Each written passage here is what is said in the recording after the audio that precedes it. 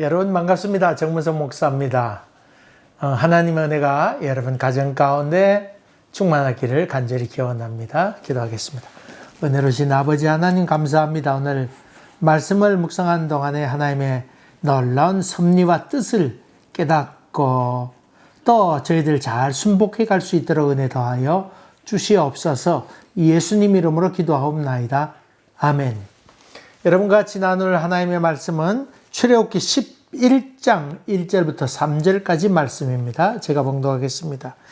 여호와께서 모세에게 이르시기를 내가 이제 한 가지 재앙을 바로와 애굽에 내린 후에야 그가 너희를 여기서 내보내리라. 그가 너희를 내보낼 때에는 여기서 반드시 다 쫓아내리니 백성에게 말하여 사람들에게 각기 이웃들에게 은근 패물을 구하게 하라 하시더니 여호와께서 그 백성으로 애굽 사람의 은혜를 받게 하셨고 또 그 사람 모세는 애굽 땅에 있는 바로의 신하와 백성의 눈에 아주 위대하게 보였더라. 아멘. 아멘. 드디어 10번째 재앙이 임하게 됐죠. 그 전해 한 6월 달부터 시작해서 지금 한 4월 달까지 이르게 되었으니까 9개월 내지 10개월 동안의 긴 시간의 그 투쟁이었다는 것을 볼 수 있지요. 여러분, 그 지난 과거를 보면 아이고 1년도 안 되는데 그렇게 생각하는지 모르지만은 막상 재앙을 당하는 사람이나 민족을 구해내려고 하는 사람이나 어느 쪽에서 보더라도 이 기간은 참 긴 기간이라고 그렇게 느낄 수밖에 없지요. 마침내 이제 종지부를 찍을 그 때가 됐던 것을 봅니다. 참 이 모세에게도 아주 지루한 기간이었고 또 그것을 당하는 바로에게나 그 민족에게나 모두에게 다 참 길게 느껴진 시간이라 볼 수 있습니다. 신약 성경에 보면 아주 중요한 단어가 나오지요. 그것은 때가 차매. 때가 아주 귀중하게 표현되어 나옵니다. 때가 찼다. 다시 말하면 예수님께서 오시게 된 것은 때가 되어서 오셨다. 때가 찼기 때문에 오셨다. 민족 내부적으로 봐서 바리새파 사람들은 아주 그 겉모습만 번지려 하는 그런 종교적인 삶을 살고 종교 얘기하지만은 겉모습만 그렇고 속은 없는 껍데기뿐인 신앙이 있고 또 다른 일반 사람도 거기에 따라서 존경하는 것 같으면서 겉모습만 자꾸 자라있는 모습 보게 될 때 저들은 참 혼란기에 접어들었다. 혼탁한 세상이 있다. 그렇게 볼 수도 있겠지요. 또 해외적으로 보면 로마의 지배를 받고 있으면서 부정적으로 보면 이민족을 이쪽으로 이동시키고 저 민족을 이동시켜서 언어적인 혼란을 갖고 왔지요. 그런 면이 있고 또 민족을 이쪽 저쪽 반란이 일어나지 않도록 하기 위하여 섞어 놨으니까 문화적인 문제 때문에 또 가치관의 문제가 생기게 되고 민족 간의 여러 가지 갈등도 많이 생기고 혼잡하게 될 그때였지요. 그러면서 민족이 이동하고 하는 동안에 각 나라 갖고 있던 종교적인 그런 것으로 말미암아 도덕적으로 종교적으로 모든 혼란이 임하게 되어서 어려운 시기였다. 그렇게 볼 수도 있죠. 언어적으로도 그렇지요. 긍정적으로 본다 그러면 긍정적인 요건도 있었지요.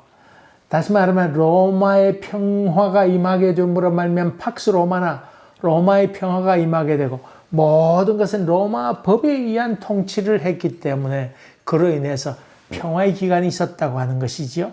또 모든 게 로마로 통했으니까 그 길을 통해서 복음이 잘 전파되는 기회가 되기도 했었죠. 또 무엇보다도 언어는 헬라어로 다 통일되었으니까 헬라어만 잘 할 수 있었으면 세계 어딘지 갈 수 있었던 그런 긍정적인 면도 있었다고 하는 것을 볼 수 있습니다. 어쨌든 간에 로마의 통치로 말미암아 정치적으로는 안정되고 도적들이나 이런 것들이 다 거반다 제거된 상황이었는데 이런 때 또 로마의 인쇄술이 발달했잖아요. 그런 발달된 것으로 말미암아 복음이 전파될 수 있는 좋은 기회가 되었다. 그렇게 볼 수 있죠.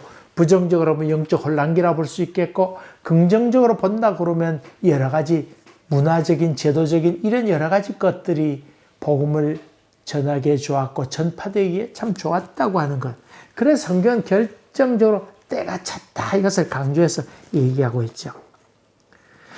구약적으로 보면 그날이 오면 이런 때에 대한 얘기, 또 때와 기한은 하나님께 속하였다 그런 표현도 나오는데, 요엘서 보게 되면 그날이 오면 유다와 이스라엘이 참 해방된 날이 있을 게다, 다시금 회복한 날이 있을 게다.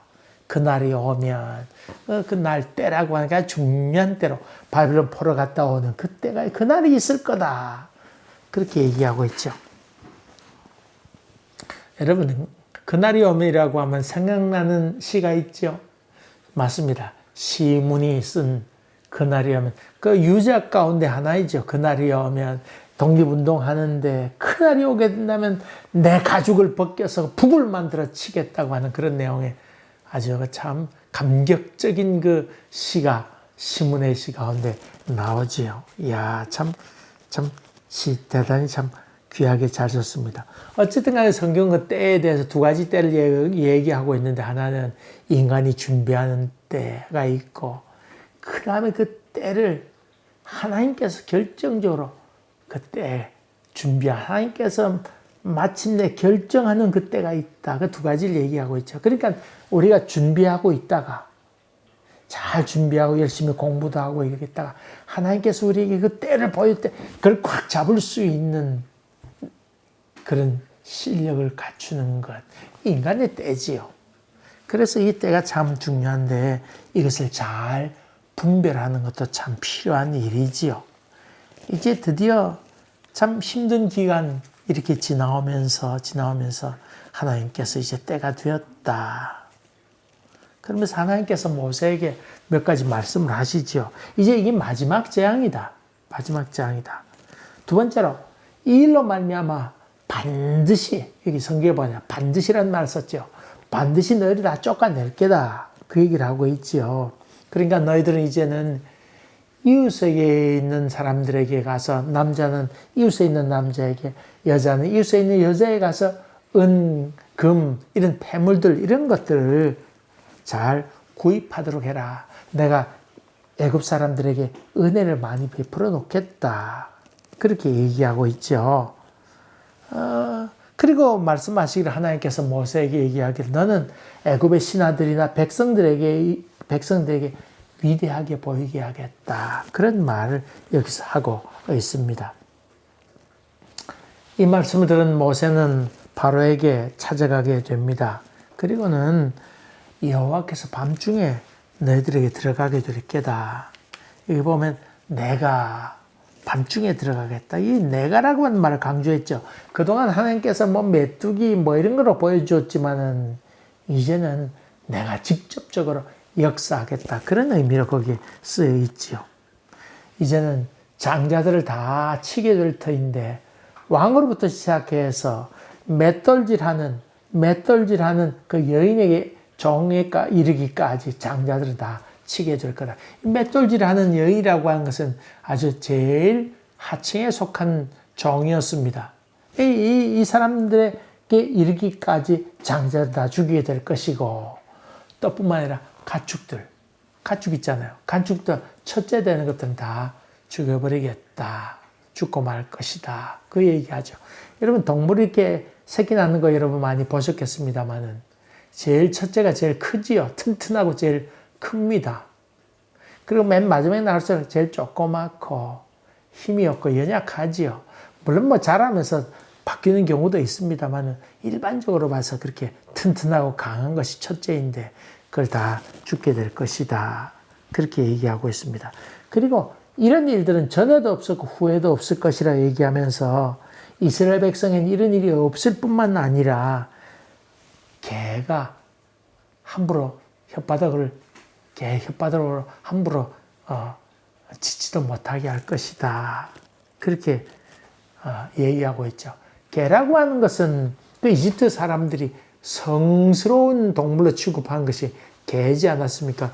그 파피루스나 아니면 그 피라밋의 그림 그려져 있는 것들, 묘비에 그림이 그려졌던 길을 보게 되면 옆에 개 이렇게 탁 있는 모습이 이렇게 나오지 않아요.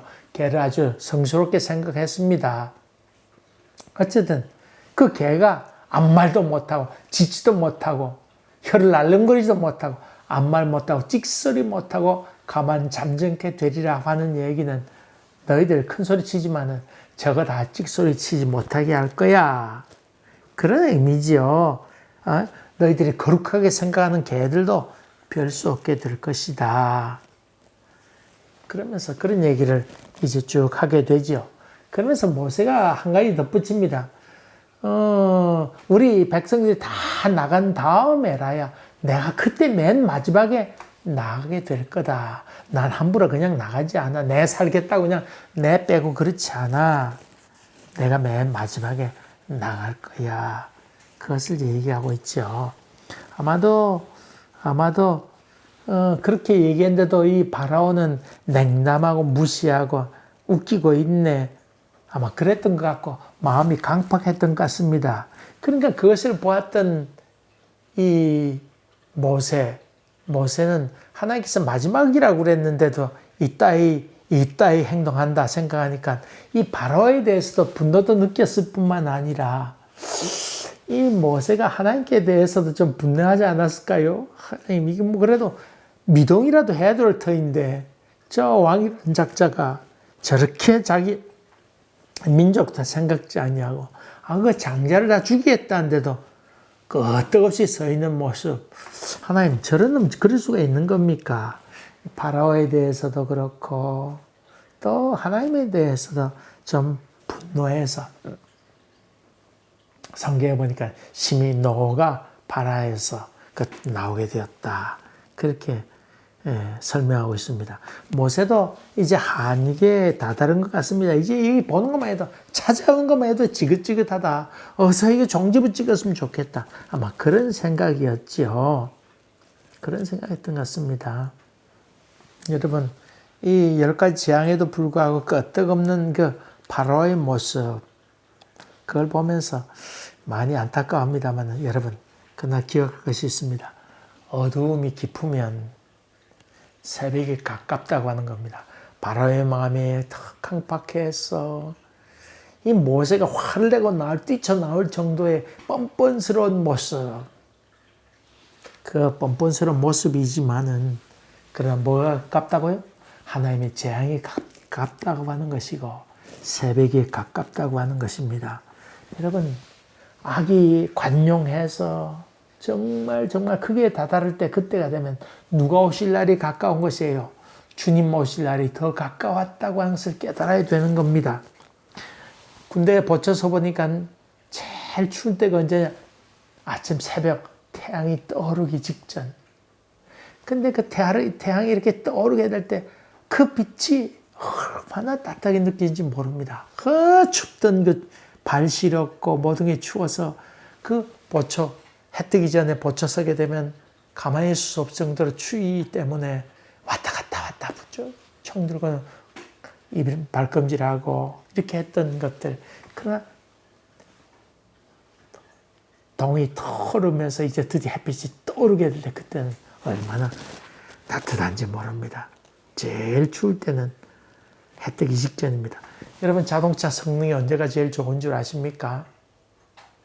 폐차하기 직전이랍니다. 제가 운수업하는 분에게 물어봤더니 폐차하기 직전에 제일 차가 성능이 좋은데 그러다가 어느 날 갑자기 퍽 차가 주저앉는답니다. 바로 그런 것입니다. 그런 것입니다. 예수님께서 십자가에 지실 때 그때 제일 고통스러웠지요. 그리고는 그 다음날 부활의 아침이 임하게 되는 것이고 제일 가까이 하나님이 역사한 때라고 볼 수 있지요. 악이 발악할 때 끝이 가깝습니다. 끝이 가깝습니다. 여러분, 세상의 징조를 바라보면서 참 주님께서 오실 날이 멀지 않았구나. 조금만 더 인내합시다. 곧 하나님의 정의의 칼이 임하게 된다. 이것을 믿음으로 바라볼 수 있는 눈이 활짝 열리시길 간절히 바랍니다. 악이 심하면 심할수록 끝이 가깝다고 하는 것을 기억해야 됩니다. 또 하나 있습니다. 은, 금, 폐물 이런 것들을 너희들이 다 애굽 사람에게 다 받아라. 구입하도록 해라. 사실 이스라엘 백성이 지금 노예 상태 아닙니까? 또 참 이 사람들이, 이 애굽 사람들이 노예를 아주 무시하고 아예 상종조차 하지 않는 이때인데 하나님께서 애굽 사람의 마음을 부드럽게 해가지고는 좋은 관계를 맺도록 했다. 그런 말이죠. 뿐만 아니라 모세는 이 애굽 사람들에게 있어서는 위대하게 보였다. 이적과 기사를 베풀게 되니까 저들의 두려움과 또 존경하는 마음, 이런 마음, 자기 민족을 위해서 저렇게 하는구나 하는 생각에 아주 그런 위대하게 보이는 마음을 갖게 했습니다. 모세도 사실 노예였습니다만은, 그런 노예 신분이었지만은 위대하게 보였다고 한 건 하나님의 놀라운 섭리라고 얘기할 수 있겠지요. 그래서 많은 패물을 저들이 가져갈 수 있게 되었습니다. 여러분, 그 이스라엘 사람들은 부동산이라면 움직이지 않는 것이죠. 그냥 땅 같은 것, 부동산이지요. 근데 이스라엘 사람들 부동산 소유하지 못했습니다. 왜냐하면 유대인들은 역사적으로 쭉 지금까지 오면서 많이 그렇게 했습니다만, 유대인들이 예수 그리스도를 십자가에 못 박았으니까 저놈들이 책임지겠다고 그러니까 참 아주 악질적이다. 그래서 어느 나라에도 발붙이지 못하도록 했죠. 그래서 사실 어렵게 살았습니다. 그 기독교와 유대교는 아주 앙숙관계, 앙숙이랄 것도 없이 핍박을 받는 그런 단계였고, 유대인들이 제일 싫어했던 사람들이 크리스찬이었습니다. 오히려 이슬람하고 유대교는 좀 가까웠습니다. 가까웠는데 그 이스라엘 사람들은 아주 동산에 아주 눈이 밝죠. 다이아몬드 같은 경우 그 다 유대인들이 잡고 있죠.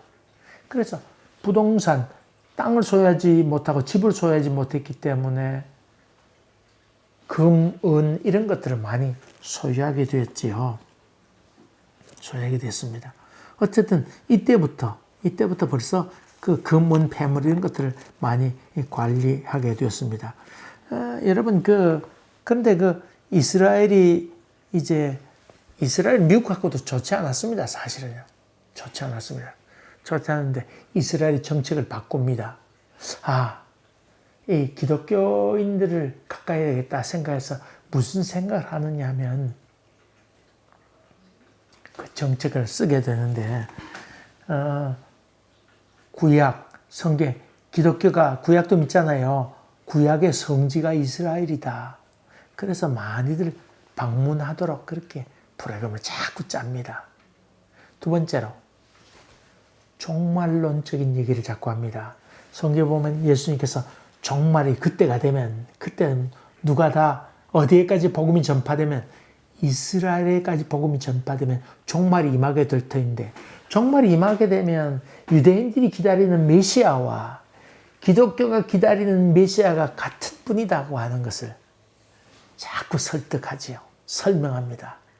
그러면서 유대인들이 신학교나 이런 데 지원을 많이 하고 성지순례하는 프로그램이나 이런 걸 자꾸 돌리면서 자꾸 가깝게 했죠. 그 정책이 주요해서 아주 유대교가 기독교와 끝까지는 가까워지는 결정적인 계기가 되죠. 그때가 되면 당신들이 기다리는 메시아나 우리가 기다리는 메시아가 같을 것이다. 그 얘기를 자꾸 설득하게 되죠.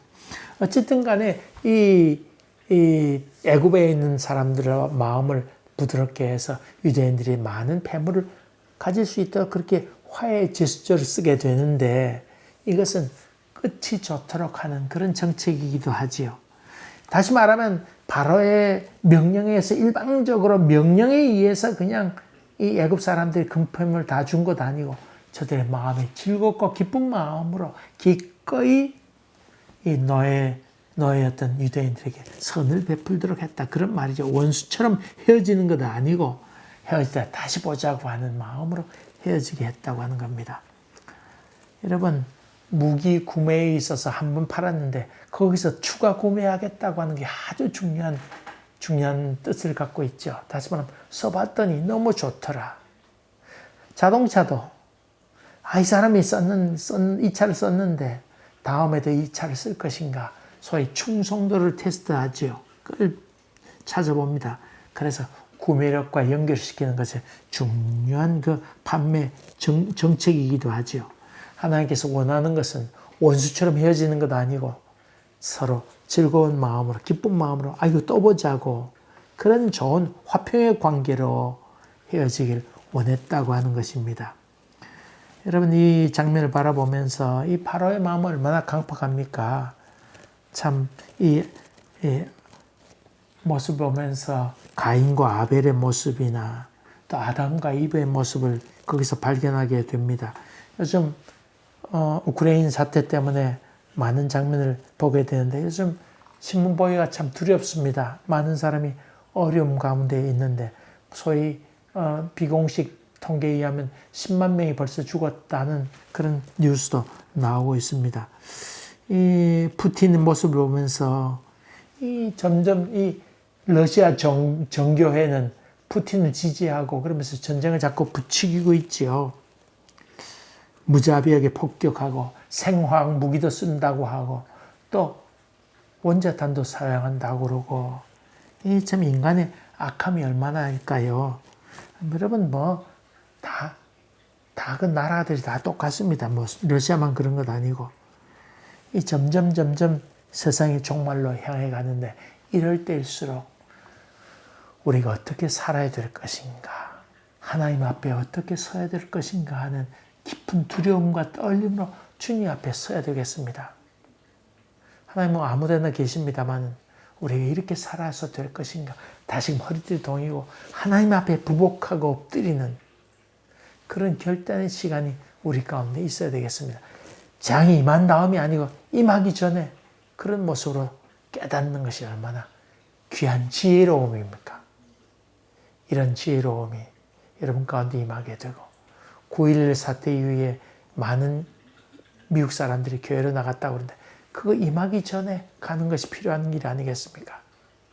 우리 10년 가운데도 이런 지혜가 충만하기를 되기를 주의 이름으로 간절히 기원합니다.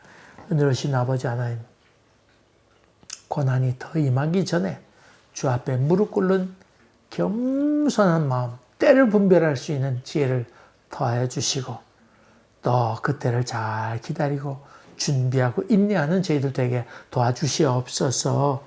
특별히 우크라이나로 인해서 여러 가지 어려움 당하고 있는데 주께서 긍휼과 자비를 베풀어 주시기를 원하옵고 예수님 이름으로 기도하옵나이다. 아멘. 여러분 감사합니다. 또 뵙겠습니다.